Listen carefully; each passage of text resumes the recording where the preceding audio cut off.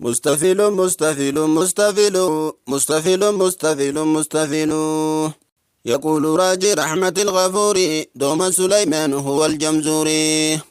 الحمد لله مصليا على محمد وآله ومن تلا.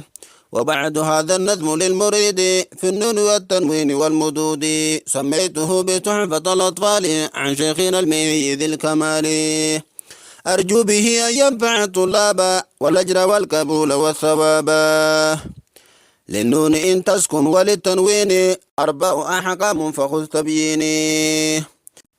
فالأول الإظهار قبل أحرفه للحلق ست رتبت فلتعرفي.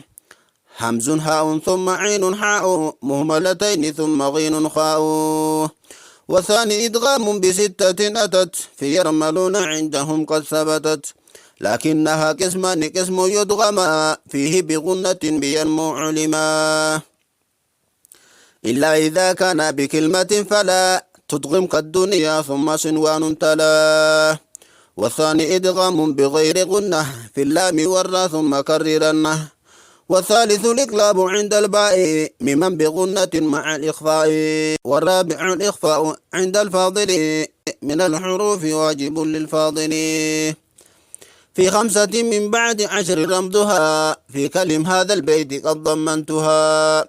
صف ذاتنا كم جاد شخص قد سما دم طيبا زد في تقى ضع ظالما. والميم إن تسكن تجي قبل الهجاء لا ألف اللينة لذي الحجاء.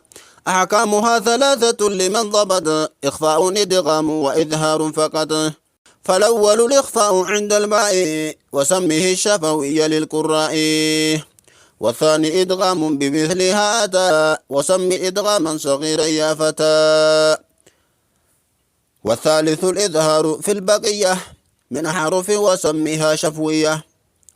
واحذر لدى واو وفاء تختفي لقربها والاتحاد فاعرفيه. مستفيل مستفيل مستفيل مستفيل مستفيل مستفيل مستفيل مستفيل مستفيل مستفيل مستفيل مستفيل. يقول راجي رحمة الغفور دوما سليمان هو الجمزوري.